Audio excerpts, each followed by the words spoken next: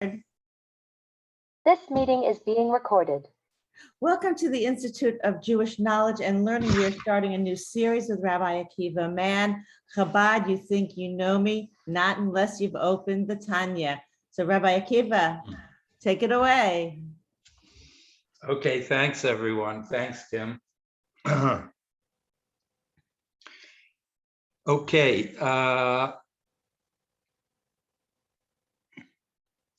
This is a huge subject, friends, because we are not, on one level, we are not talking totally conceptual ideas here, because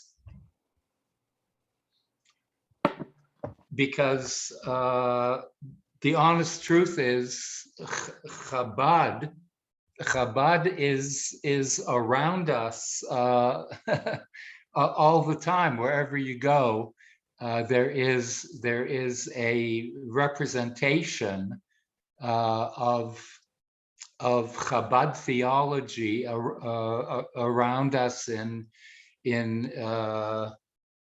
I would say in nearly every city in the world. I wouldn't be wrong in saying that. And so a lot of us have been exposed to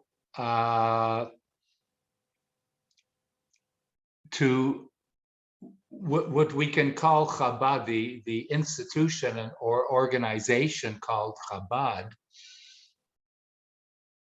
But we should not be thinking that the exposure we have to Chabad in our various cities on various levels is the only thing that there is. That is only the outer and public manifestation of Chabad, and some of us go around thinking that we know what the ideology behind Chabad is, just from the presence of some Chabad activities or Chabad individuals, and we make our judgment from there, and it's not complete. It's not the complete story. So I wanted to expose you to some of the inside levels of Chabad Hasidism. What are the major ideals? What are the major topics of discussion around Chabad that produced the Chabad that we see today? So I want to begin just to spend just a few minutes of and this is now open to all of you, your exposure to Chabad is ... and please make it nice and short. I just want a feel of your present day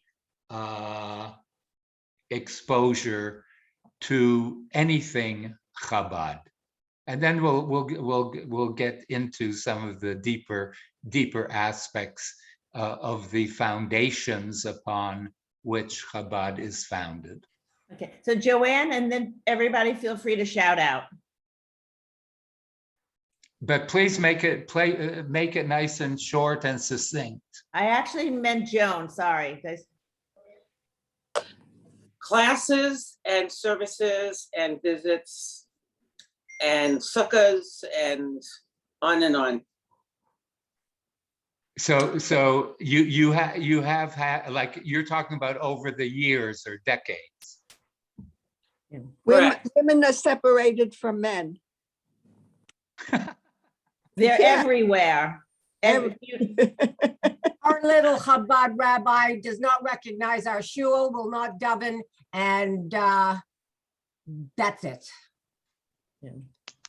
Sharon, shout out. Walking in Brooklyn, we see all the Chabad people coming out for the holiday.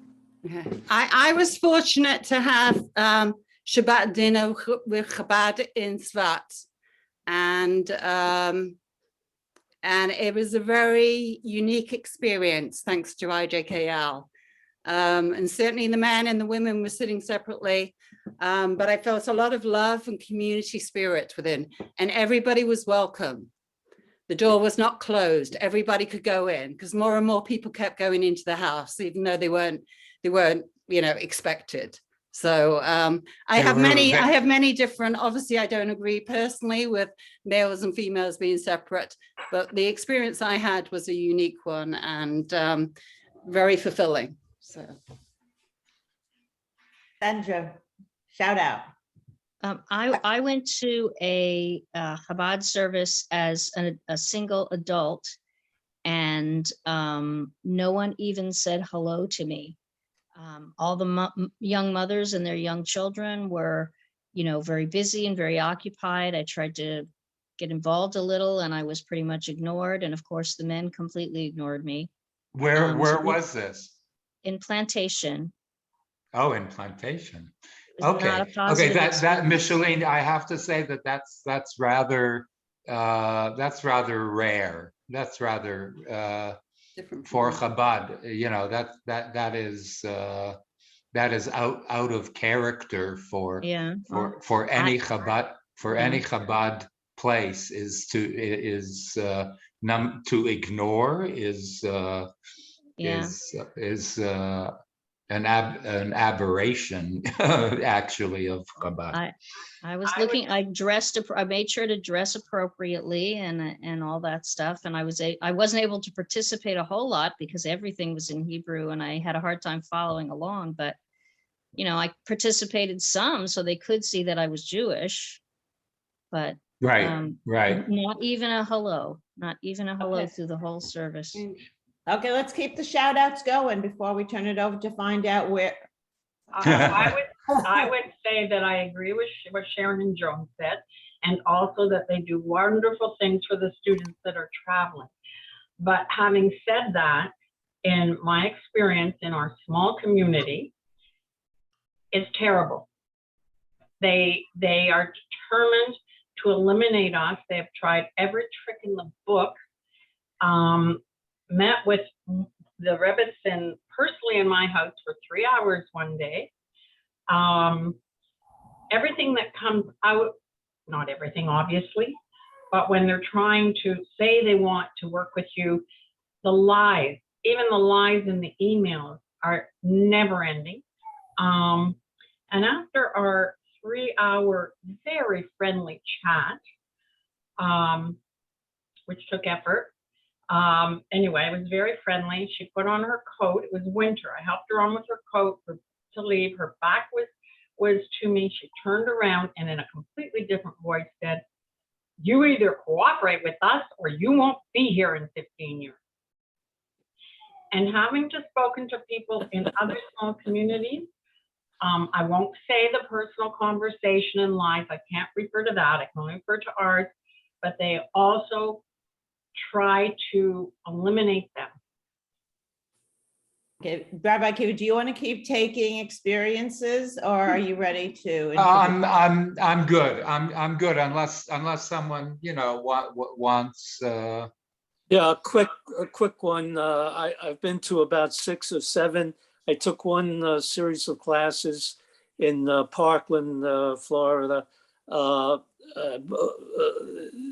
in Boca, a couple of different experiences in Washington, D.C. All of them were very positive. Some of them I went with my Orthodox son, and he started with Chabad when he was about 14 and grew into an Orthodox point of view and practice till including today. Maybe we'll let you start, Rabbi Akiva, and then, Okay, thanks, Bruce. okay, if anybody has 10 words or less, 10 words or less, go ahead, Carol. I wanted to say hi, Rabbi Akiva. I wanted to say, when I lived in Coral Springs, they built a Chabad across the street. It was one of the many Rabbi Denbergs. And while I was there, I went to Shabbat, I was invited to Shabbat dinner at their home. She made the entire dinner, the Rebbetzin made the entire dinner, including the challah, and they've had about 6 more children since then. But they were all very warm, very loving. It was a very nice place. I found it hard to daven because it was very noisy, because on the women's side, the children were running around the whole time screaming. So I personally didn't care for it, but I liked them. They were terrific. Thank you. This time, 10 words or less, Deborah. I mean, because we want to find out what he's going for here. They came to our suburban Toronto area, opened up. They gathered a lot of strays, which is positive. They also took people from our communities, women especially, who don't mind being ignored, even in classes. And I wouldn't go back because that was where I took my first class in Kabbalah. Okay. And he wouldn't even look at me. Okay. Rabbi Akiva, did we? Okay. So that's actually what I was expecting.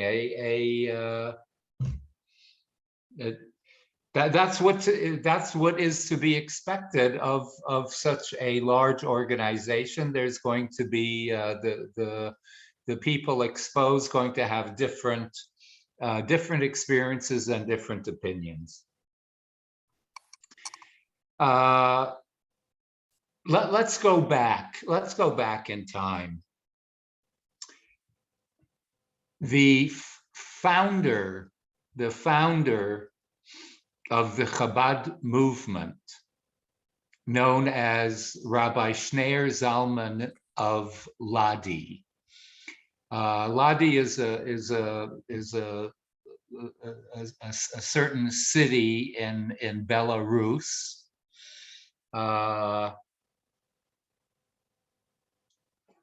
And every Hasidic master was known by his city. They either didn't have or they didn't invent yet last names. So every master was known by the city in which he resided, and Reb Shneur Zalman was known from that particular city. It was not the only city that he resided in, but somehow that became the city of his renown.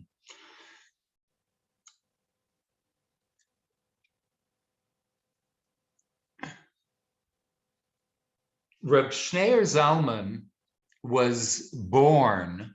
It's important, very important, to know and to realize the context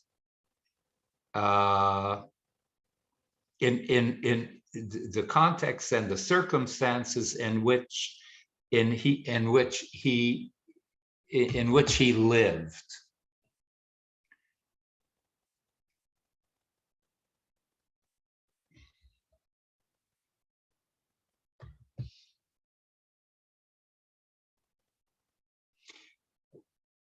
He was born in 1745. It's an important date to know.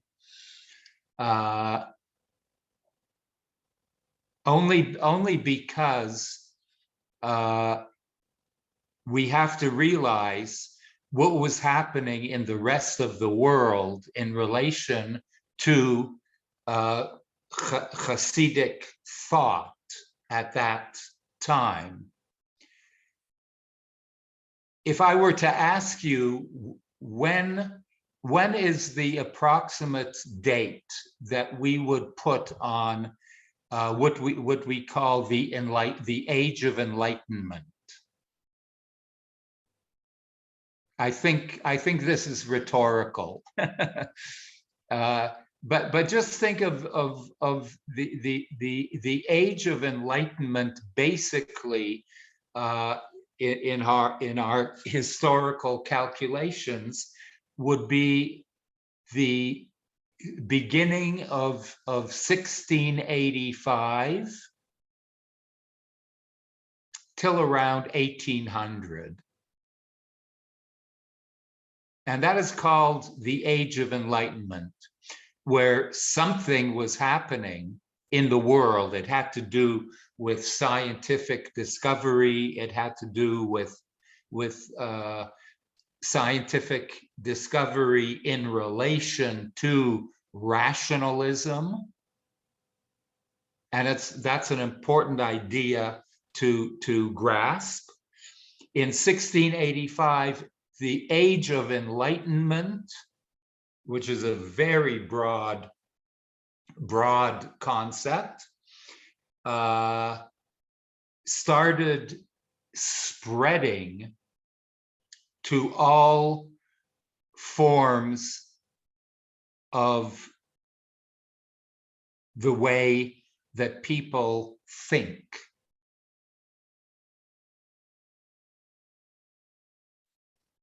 Our great-grandchildren will one day talk about the age of the internet and how the age of the internet influenced all forms of living, in thought, in deed, in practice. One day, you know, we are taking it for granted.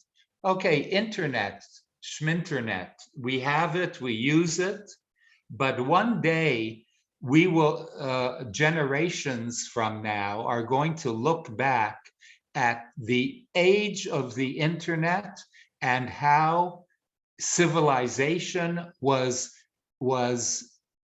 transformed by it in ways that we ourselves don't even realize.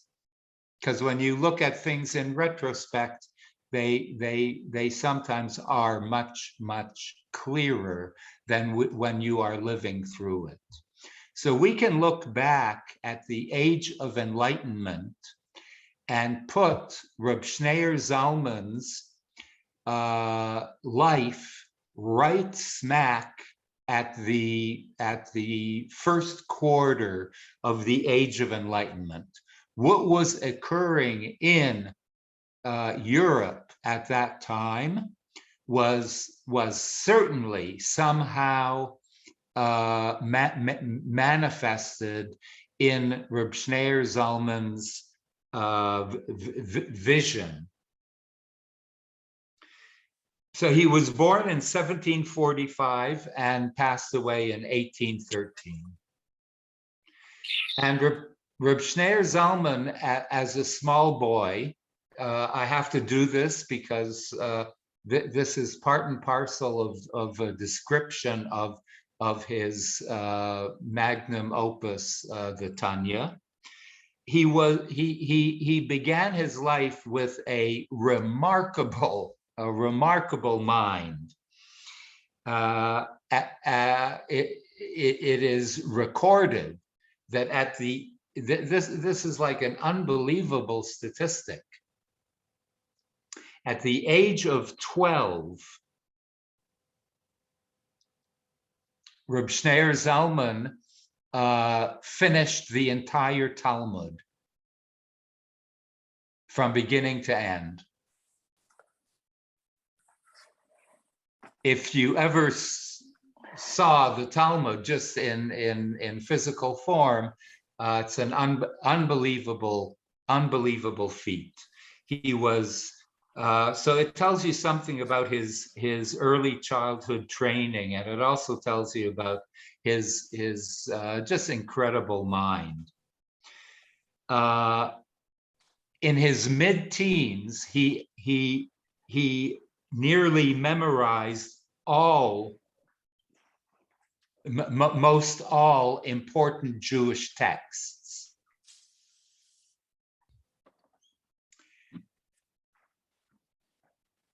And most importantly, at the age of 15, he was given the opportunity to go to the big city and study with some great masters. And he was given a choice. In my mind, in retrospect, it was kind of Sophie's choice. It was an impossible choice, but possibly in his day, it was also an impossible choice, but he made the choice. He was given the choice either to go to Vilna and study under the feet of no other than the Vilna Gaon,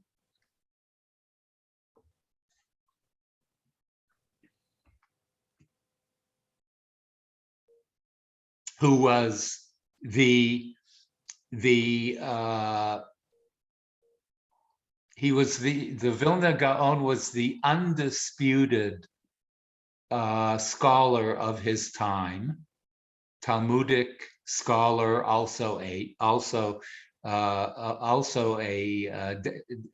not only dabbled, but he didn't concentrate on it, but was also quite an accomplished mystic. He was either to learn under the feet of the Vilna Gaon, or to go to Mezrich and to study by the Mezricher Maggid, Dov Ber mi Mezrich, who was the ultimate student and then became Rebbe, but he was the ultimate and closest student to the Baal Shem Tov. So if you have followed me and some of the names that I dropped throughout history, you're talking about nearly an antithetical choice between the Vilna Gaon and the Maggid of Mezrich. You're talking about the student of the founder of Hasidism, which was just one generation old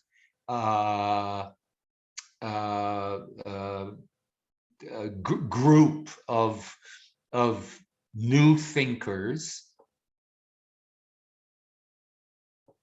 or by the established Vilna Gaon.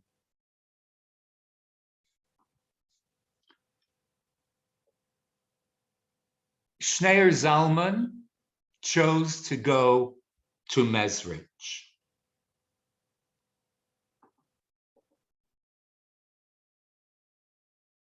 Chose the Hasidic mystical way instead of the scholarly intellectual way.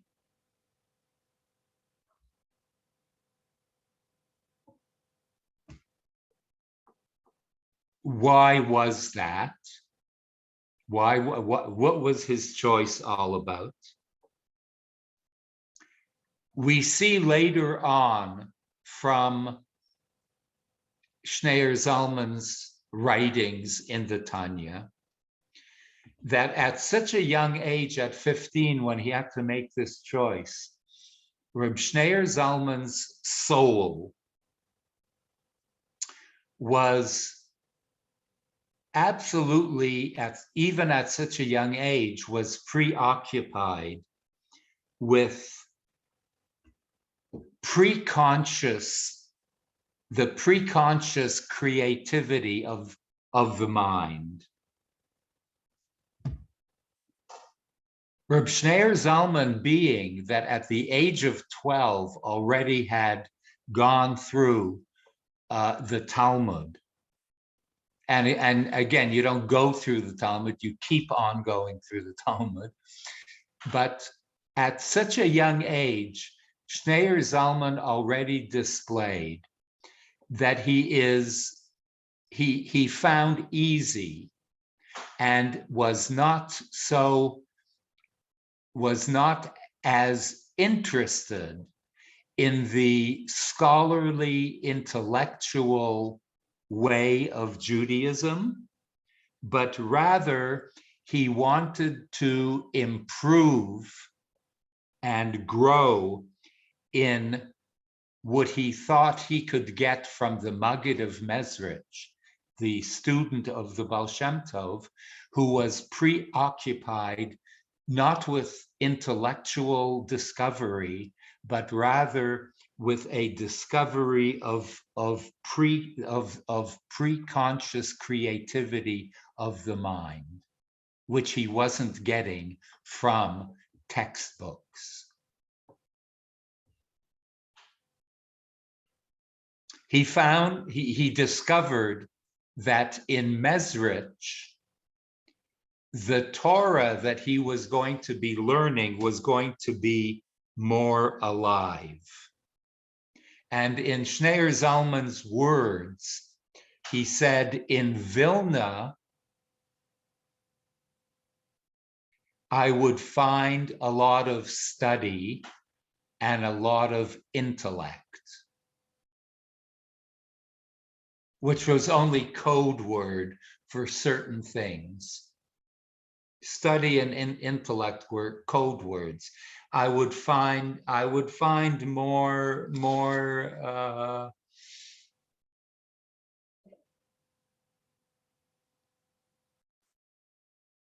details of what I already know. And in Mezrich, Shneur Zalman said, and these are code words. In Mezrich, he said, I would find prayer. And by prayer, he meant the application of study, the experiential of spirituality.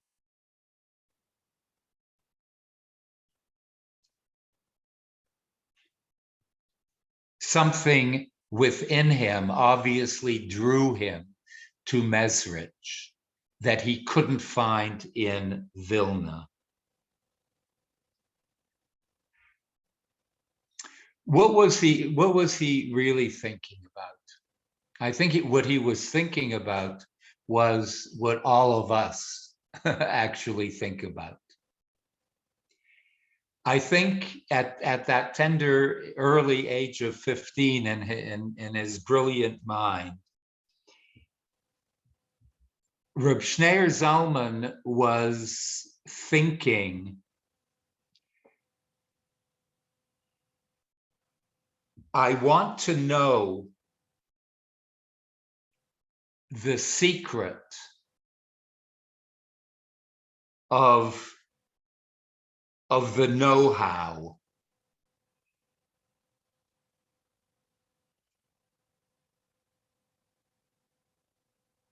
I don't only want to know, I want to know how.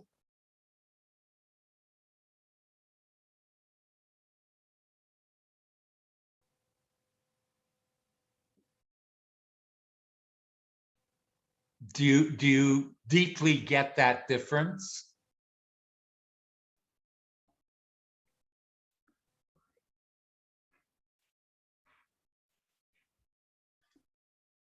I see a thumbs up. And I think. What's the difference between know and know how?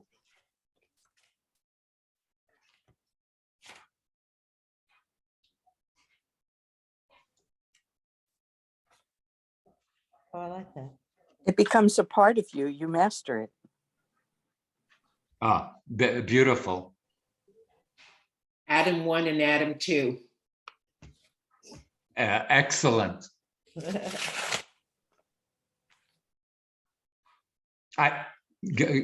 Anyone more? Entering through the heart or entering through the mind. Beautiful. Marilyn Schwartz. Okay, is how I make myself or how I relate to others? The know-how,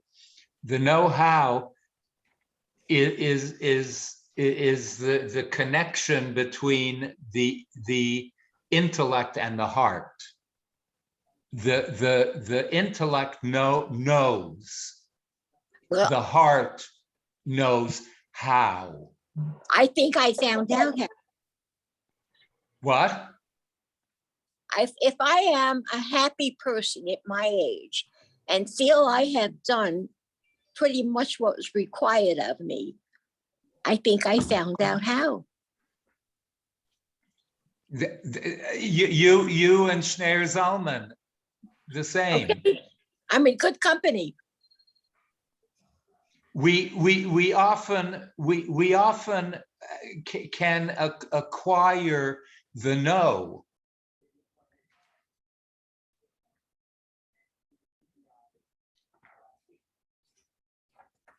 But sometimes there exists a disconnect between the know and the know-how. And Reb Shneur Zalman realized that within himself. In Vilna, he would only get more know. And in Mezrich, he was going to discover and have revealed to him the know-how. Rabbi, are you speaking about the very unspoken about dot, the connection between? Yeah. I mean, he was most definitely speaking about his own spiritual journey. He knew God. He didn't know how God. He knew about God's presence. He did not necessarily feel God's presence. He did not, he was seeking the know-how to draw down the God presence into his experiential self. I'm going back to the office. So it's all about experience, correct? It's all about the experience. I think on this level, it's all about the experiential. I think Shneur Zalman had a lot of no, but he was seeking in Mezrich. He was seeking in Mezrich from the inspiration of the Maggid of Mezrich, from the Baal Shem Tov, the know-how. He knew that there was a guru in the Maggid that was going to create a map and a discipline of know-how. And subsequently, Reb Shneur Zalman is obsessed for the rest of his life and throughout his teachings, and primarily in the Tanya, is a map of know-how.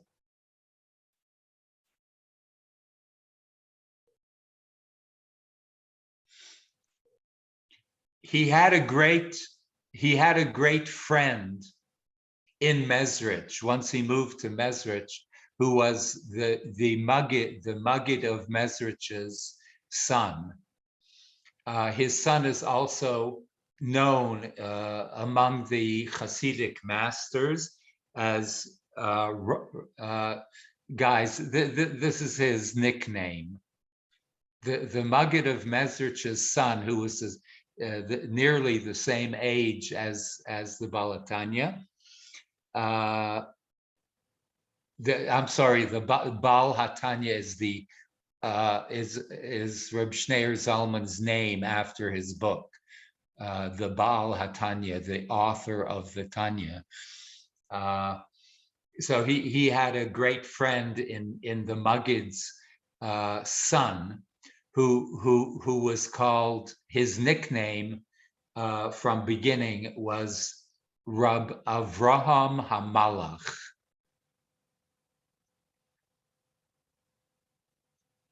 Abraham, Abe, the angel. Imagine having a nickname like that throughout your life.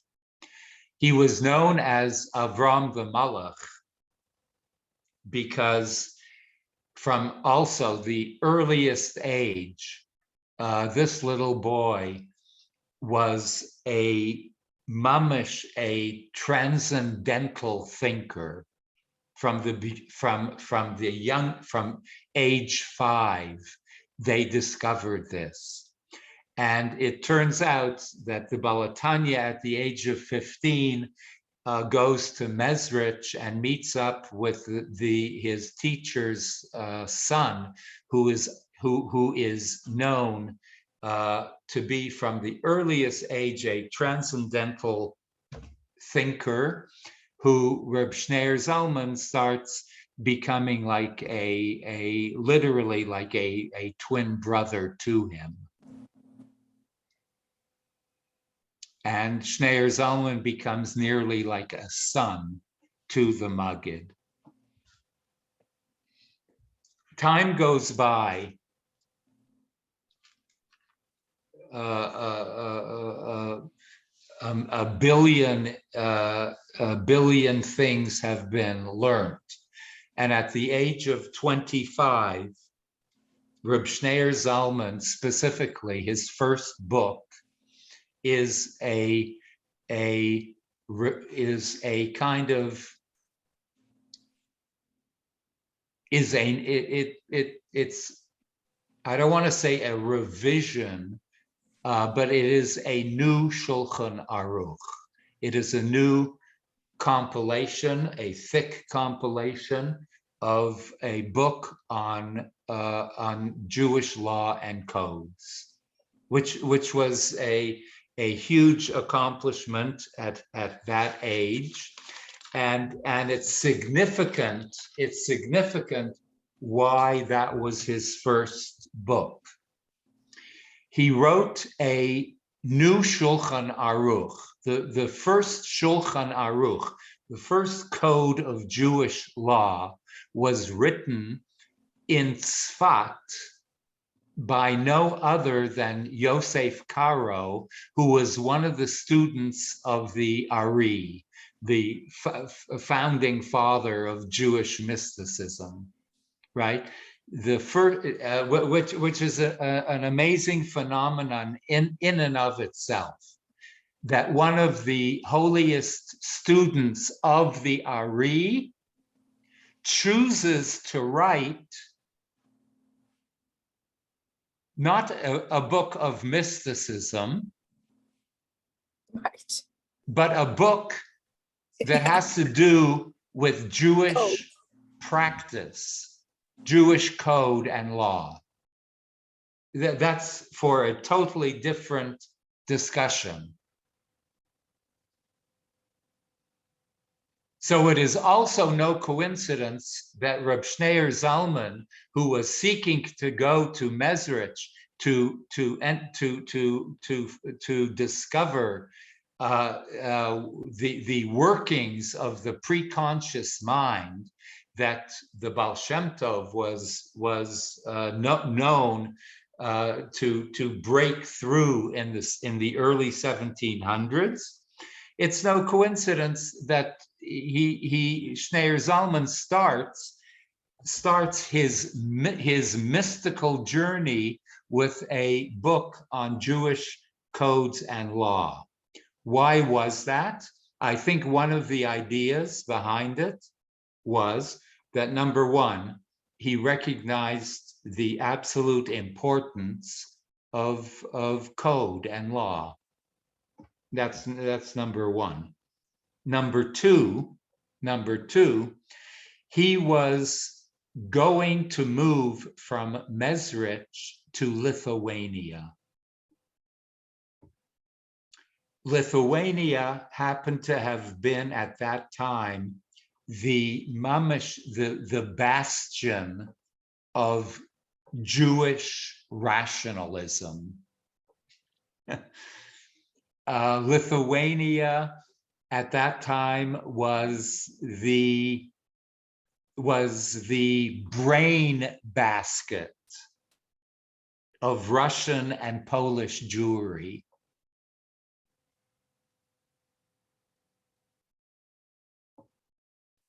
And Reb Shneur Zalman had to prove himself in the brain basket arena.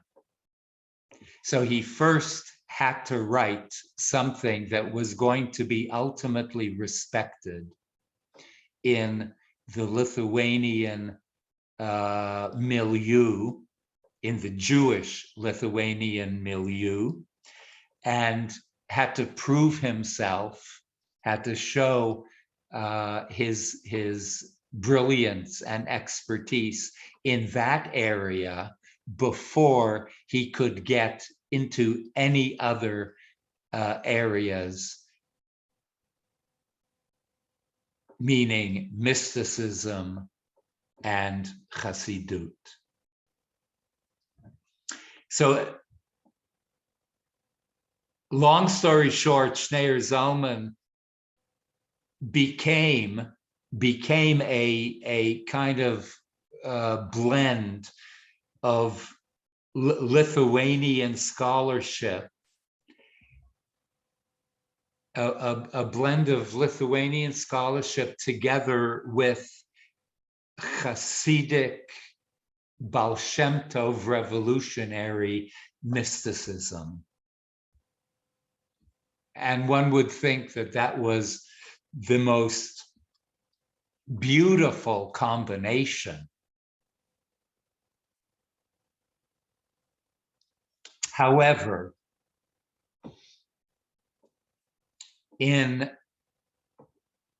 Lithuanian environment,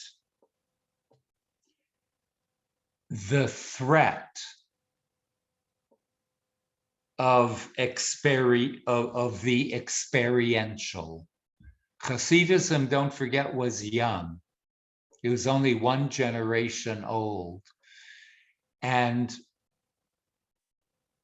the threat of even entertaining an idea of spiritual experimentation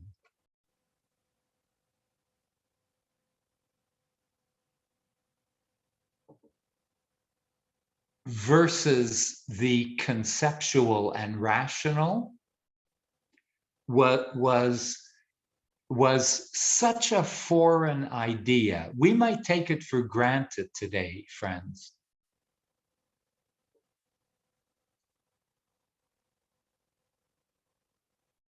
But the experiential within the spiritual arena was such a foreign idea.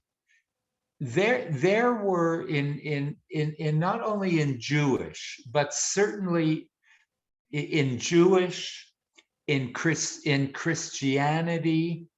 I mean, what revolutionized Christianity was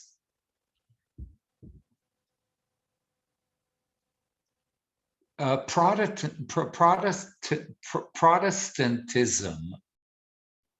That was when the Protestant church started becoming popular. That was the age. That is actually one of the landmarks of the coming of the Age of Enlightenment, was the idea of not only the forward moving of science, but the forward moving of Protestantism in contradistinction to the old ways of the church. And I certainly believe that the Baal Shem Tov and his student, the Maggid, and his student, Shneur Zalman, were the revolutionists that introduced the experiential into Judaism. It's not only a matter of code and law. It's not only a matter of dogma and rationalism that is surrounding the dogma, but the Baal Shem Tov, I believe, in modern terms, revolutionized Judaism to a point that made experiential spirituality kosher. And you know what that did to the establishment?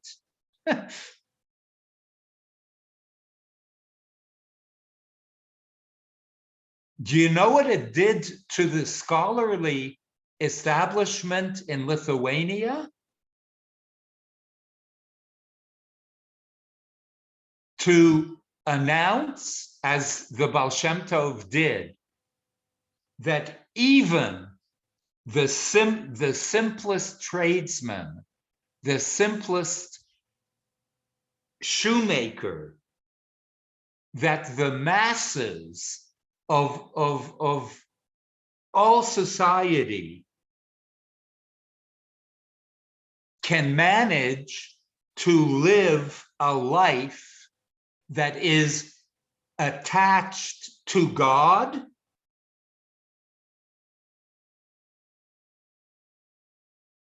that dveikut is available to everyone. Do you know what that did?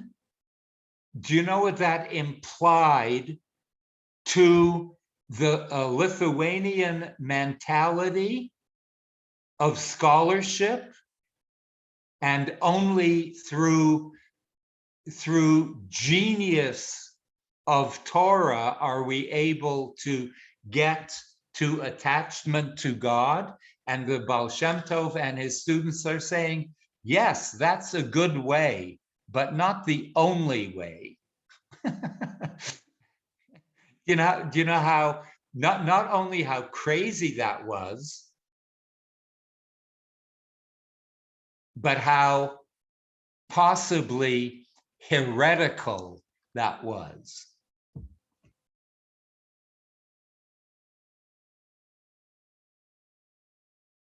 A simple Jew like me and you can be attached to God.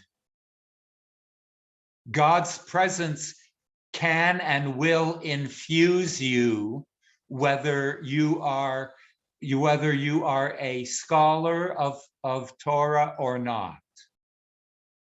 Unbelievable, unbelievable.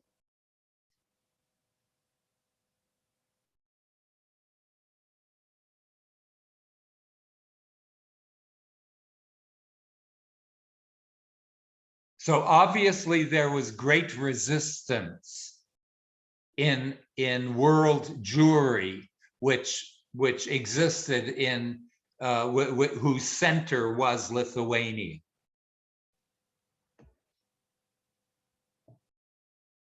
There was great resistance. These were men of great courage.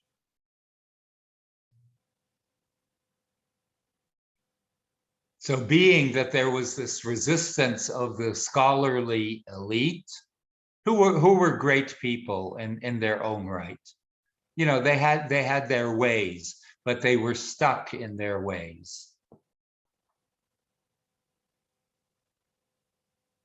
Somehow we are all stuck in our ways, unless we exercise, you know, that little chip in us that is vision, that has vision of future things to come. We're all a little stuck in our ways. So I don't call them, I don't consider them the enemy, but there was a tremendous amount of resistance from the scholarly elite to the Hasidic experiential experiment. And the funny thing about it, and this will be the end of the little history lesson, but the interesting thing is Reb Shneur Zalman, given this resistance, Reb Shneur Zalman and one of his best friends, who also turned out later on to be one of the great mystics of the generation, Menachem Mendel of Vitebsk, who later on made a decision. I had enough with Europe. I had enough with Lithuania and Russia. I'm moving to Israel in 1750. Do you know what that means? I'm moving to Israel. Reb Shneur Zalman and his buddy Menachem Mendel of Vitebsk arranged a meeting with the head of Lithuanian Jewry, the Vilner Gaon, and they were going to meet with the Vilner Gaon to try to bridge the idea of Torah scholarship together with experiential spiritual journey of Jews all over the world. How these two ideas can meld, how they can be how they are not contradictory to each other. They are rather complementary to each other. And they were going to have this historic meeting between the head of Lithuanian Jewry and two representatives of the Baal Shem Tov's ideology and spiritual paths. And the meeting was going to happen in Vilna until the Vilner Gaon's mother intervened and told the Vilner Gaon not to meet with those two rascal/heretics. Do not give them the credit to have a meeting, to have an audience with you.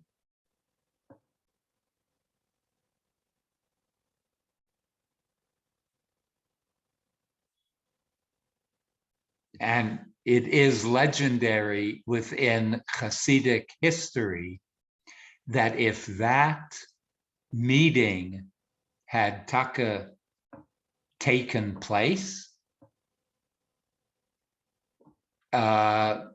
this might be hyperbolic. If that meeting would have taken place, the perfect blend of Judaism would have been created and Mashiach would have come.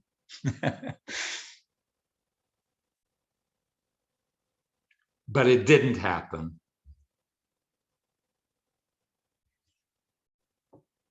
And in 1772, the Maggid of Mezrich passes away.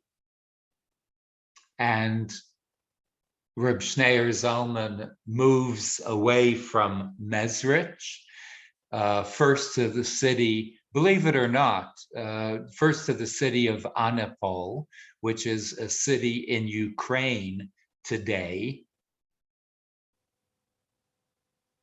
All these cities in Ukraine had unbelievable Hasidic mystical masters in them. He moves to the city of Anipol and comes to his own, and writes in the city of Anipol about and asks himself this question, which is the question that the entire Tanya is based on. He asks himself the question, is man doomed to spend his entire lifetime as a poor spiritual failure?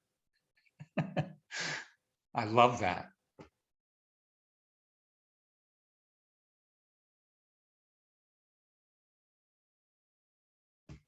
Are the masses of Jews, he recognized this, that there are scholars and there is scholarship, but he asks himself the question, is every single poor Jew, and poor Jew means, I guess, poor financially and poor educationally, is every poor Jew doomed to a life of spiritual failure?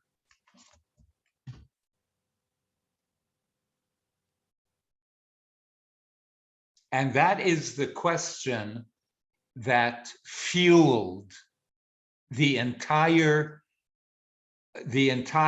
book of the Tanya.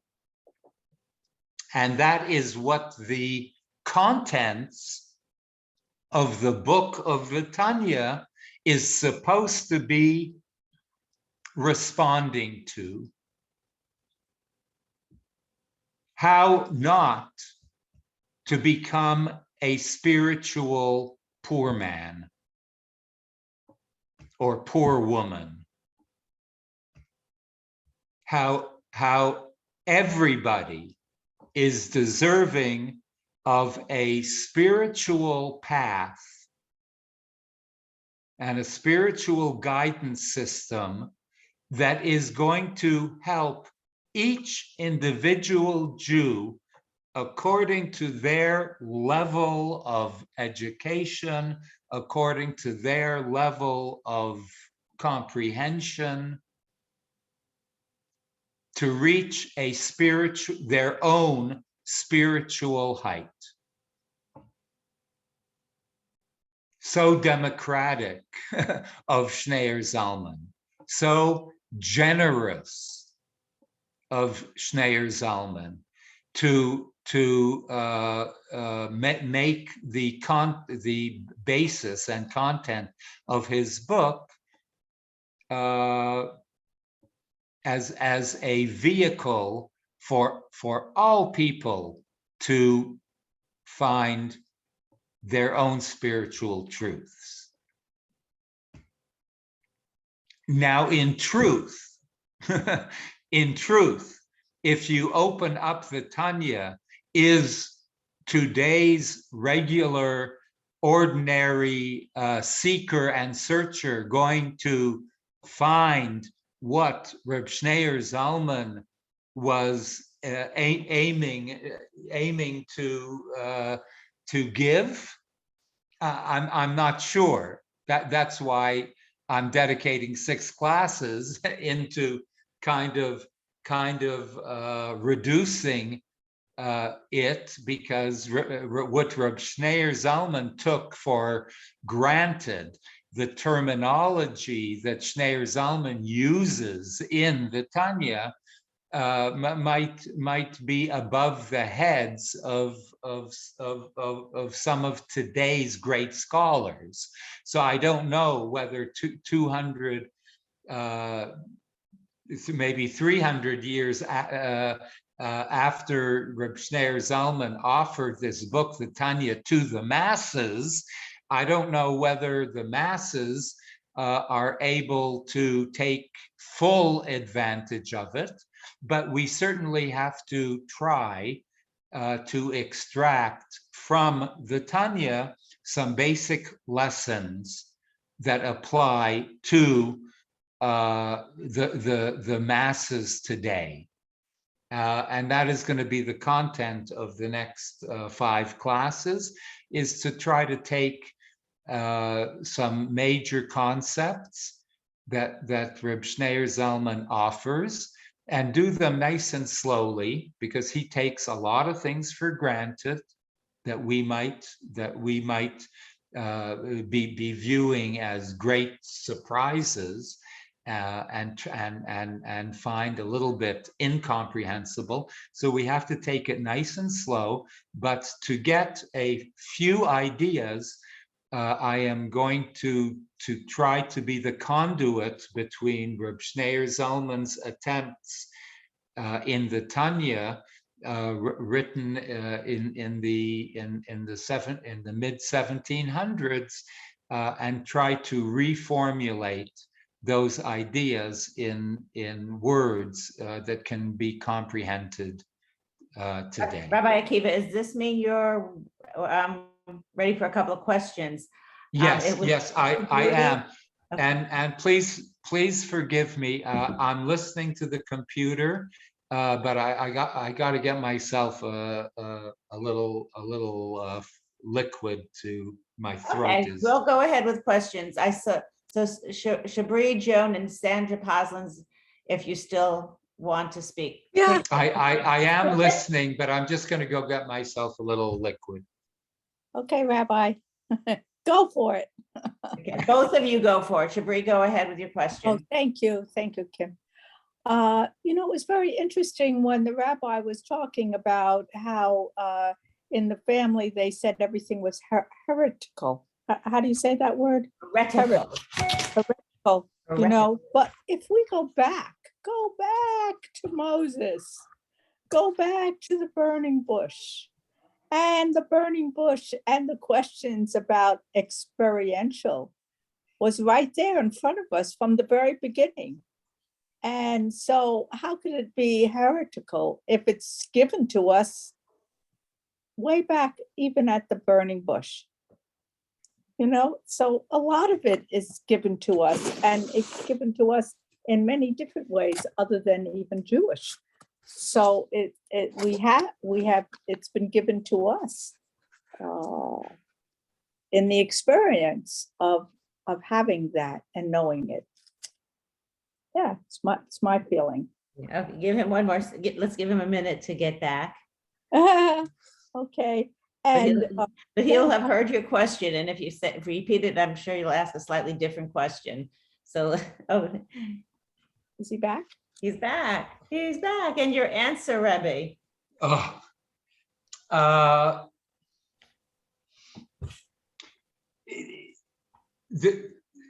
Shabri, the Baal Shem Tov did not invent experiential. Experiential is in the Torah, yeah, part and parcel of the Torah.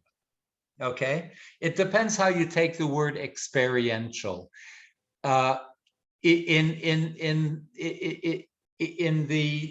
that day, experiential was only within the confines of Jewish law, of Jewish form. The Baal Shem Tov opened up a new vessel, a new paradigm, that human consciousness is too large and too vast to be only confined to the forms of Judaism, and that the human psyche has a treasure house of untapped experiential forces within us that obviously have to conform to the ideals of the Torah, but are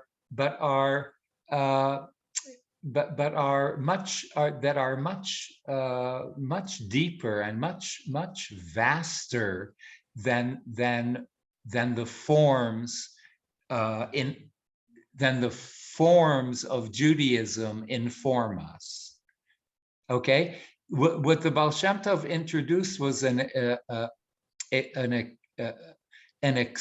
experiment of human consciousness, and that all things are not necessarily to be branded in the same narrow way that they were, but he tried to create an understanding of the human psyche, of the human soul, that was much larger, that the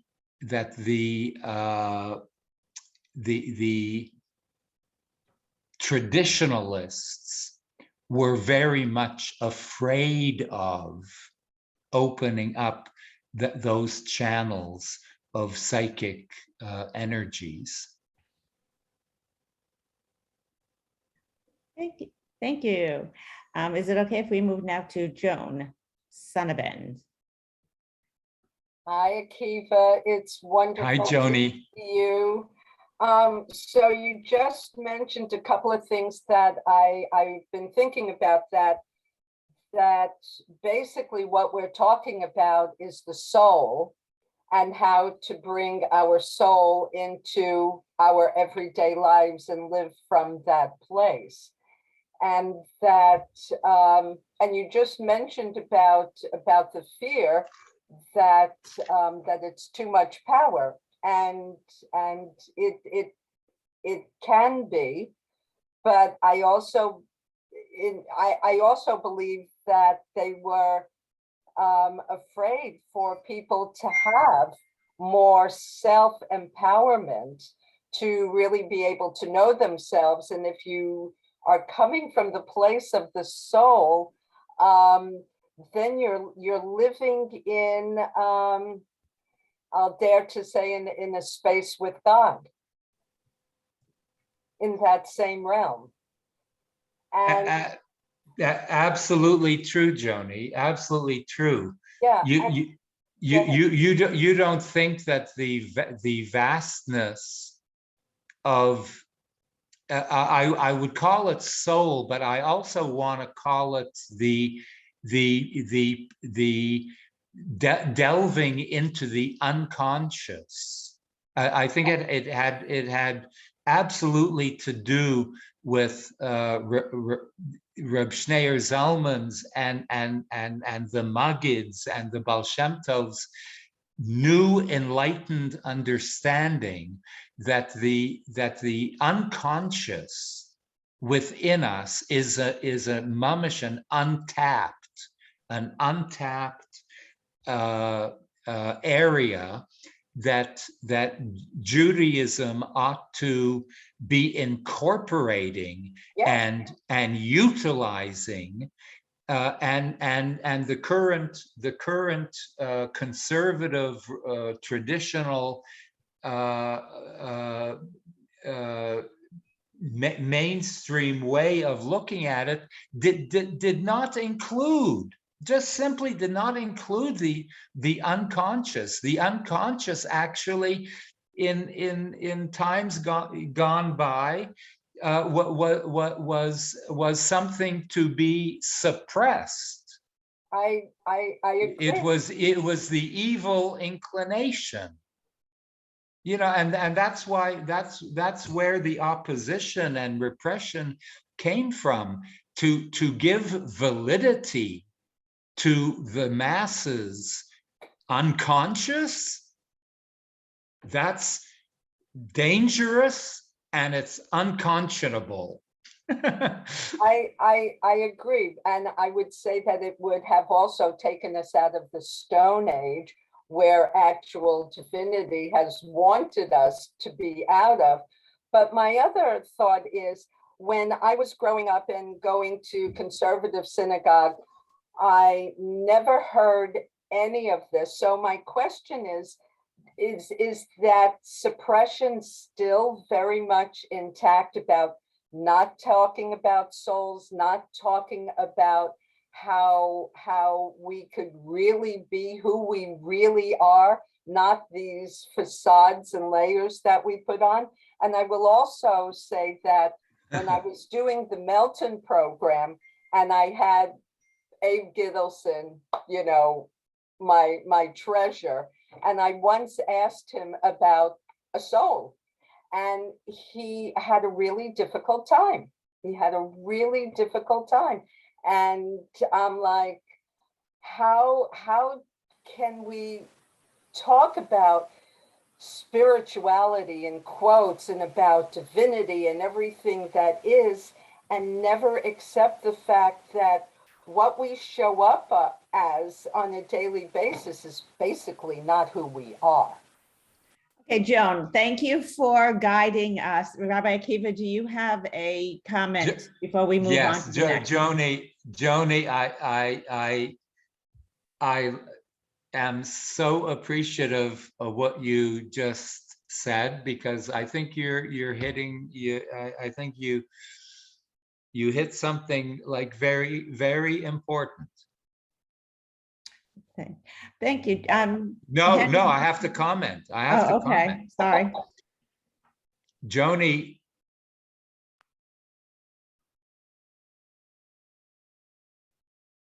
Abe Gittleson,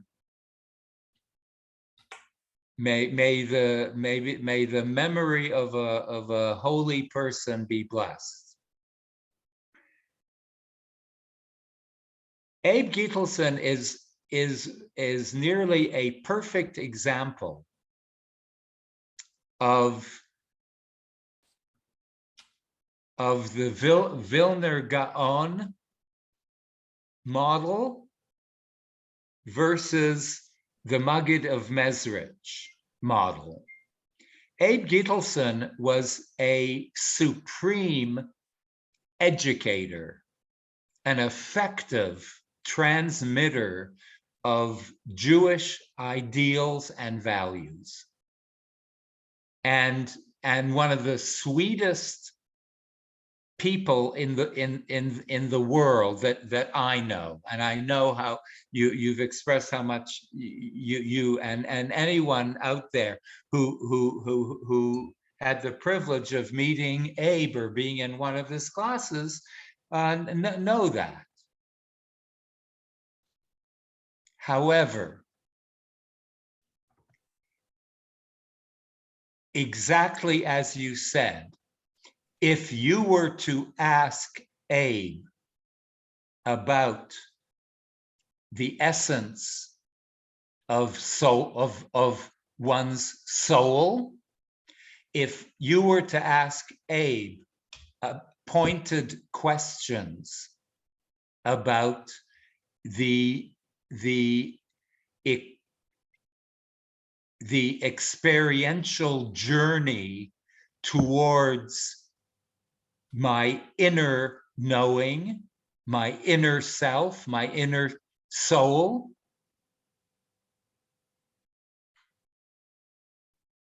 he would have few words in response, because he did not operate on that level.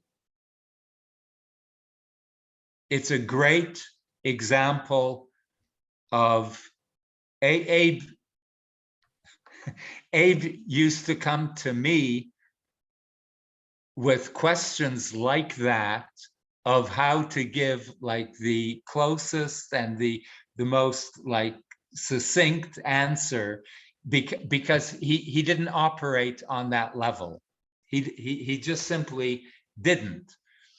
And that is exactly the definition of somebody who does not operate on that level and can nevertheless and still be the greatest teacher and the loveliest model of a person that one would want to emulate.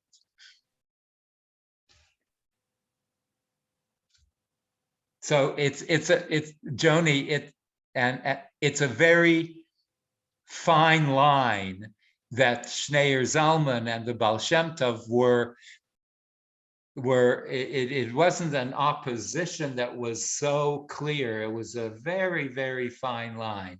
And that's why this meeting between Shneur Zalman and the Gaon of Vilna, when it didn't happen, Hasidim used to say, if it did happen, all heaven would have broken loose. Thank you, Rabbi. I Thank you, appreciate it. Joni. Okay. Henry will be our last question. And then we go back to you, Rabbi. Take it away, Henry. Yeah, thank you. Hi, Rabbi. Hi, Henry. Rabbi, I have a historical question. So given what you said about Hasidism opened and simplified Judaism to everyone, and that it met with great resistance from the elite, it sounds very much like the mainstream Jewish reaction to the Jesus movement immediately after his death. So I'm wondering, in the case of Hasidism, why mainstream Judaism didn't reject it, or maybe declare it a foreign religion, or even excommunicate some of the leaders and rank and file of that movement. Wow, Henry, that's good. That's good.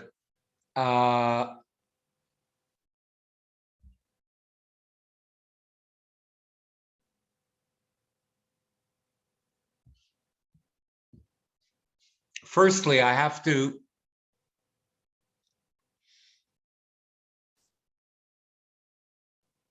I'm questioning I hear your comparative between Jesus in his time and many many a beautiful essay was done on a certain comparative study between revolutionary ideas of the Baal Shem Tov and Jesus in his day. I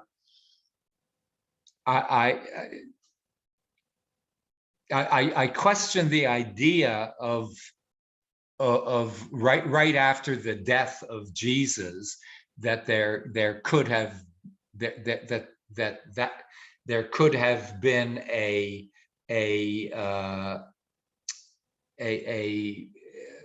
conclusion made from that was going to make everything nice and clear. That idea is not so clear to me, but I still I'm going to give credence to your question. Why was there? Is your question, why was there not an emphatic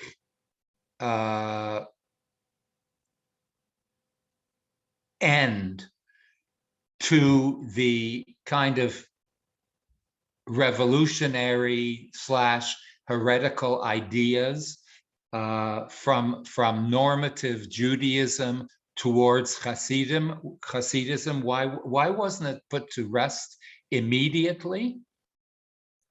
Yes, it's my question. As we're saying, they had the historical case of reacting in that way to the Jews and Jesus, and similarly Spinoza. So they certainly knew how to react that way. And I'm sort of wondering why it seems like it didn't happen.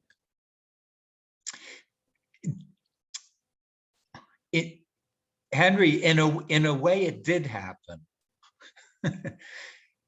but the stoppage was not a successful one. In a way, the attempt to put a stop to it was not only, I don't want to make it as simple, not put a stop to the Baal Shem Tov and his ideas, but I want to go a little deeper. It was to put a stop to the validity of the treasure house of the unconscious and the subconscious.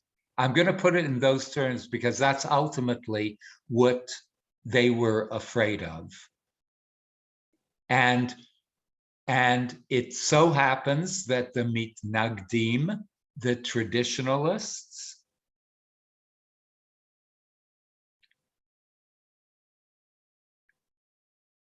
put into cherem, into excommunication. In other words, you are no longer part of the Jewish fold. Put into cherem many a Hasidic master. So you are correct. The attempt was made for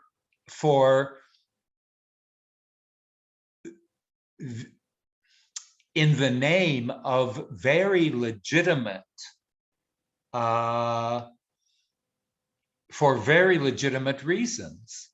They thought that to open up that gate of the unconscious was to the masses was antithetical to keeping Judaism on the straight and narrow. Little did they know that 100 years later, Freud, this was all the beginnings. 100 years later, Freud was going to open up, and it wasn't only the Jewish people, right? This might have been the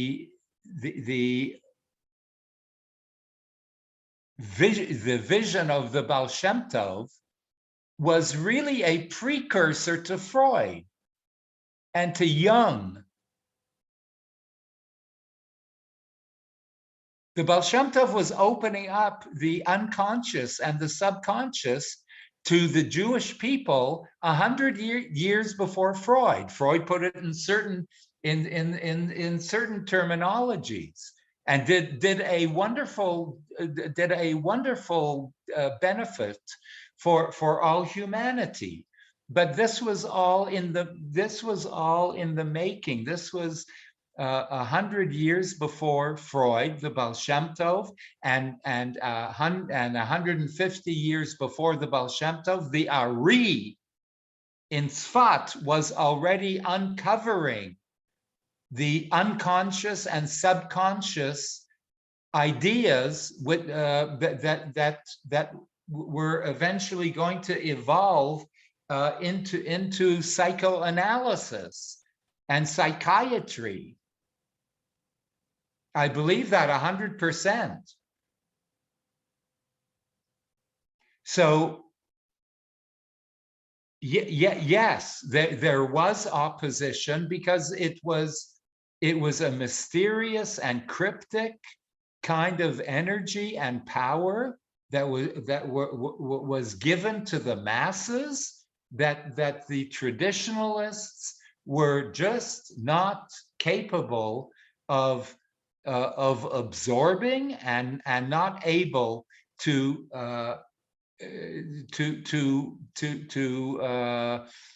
accept.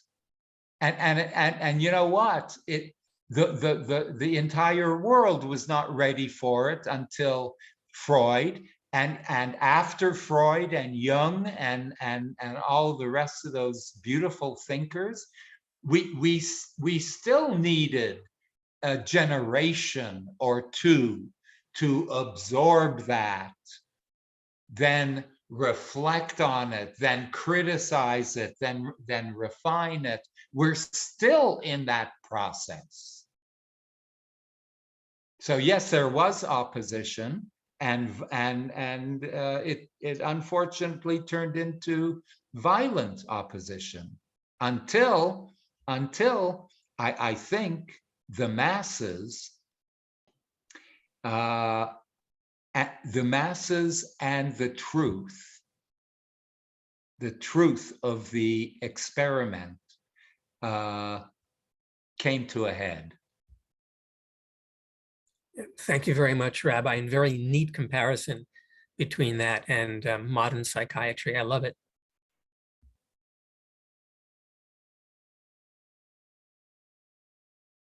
Henry, Rabbi.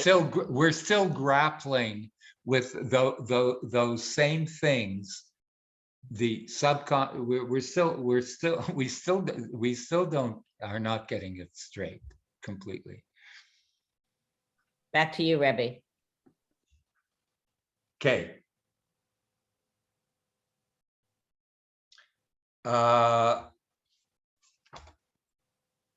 Okay, so Chavre, if you take anything from this, Reb Shneur Zalman's question that he bases the entire Tanya on, I'm going to give you a few examples of the Yesodot, the foundational pillars upon which this entire book is based.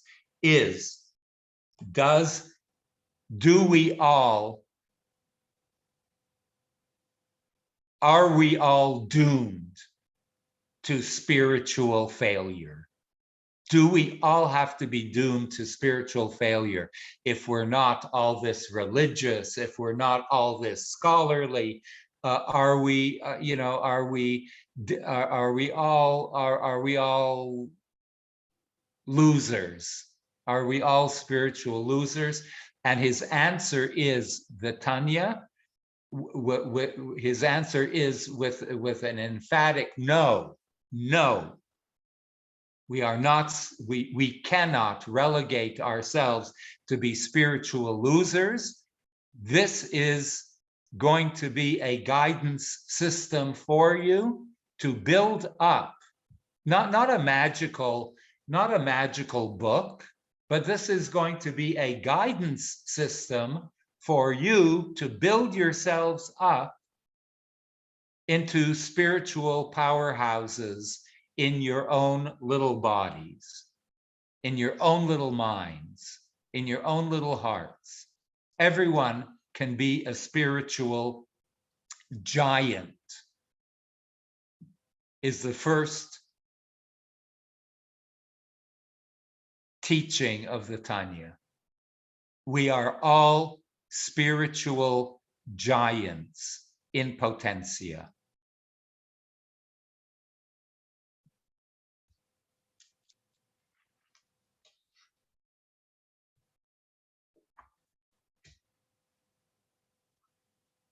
Kim, how much time do we have left?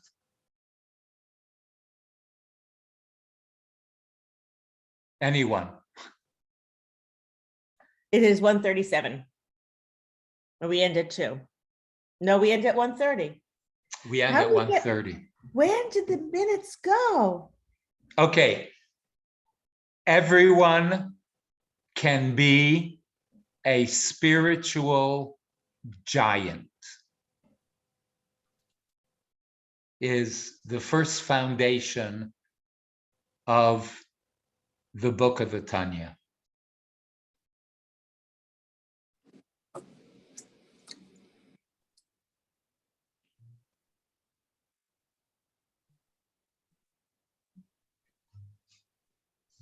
I know it sounds simple, but don't know it, feel it.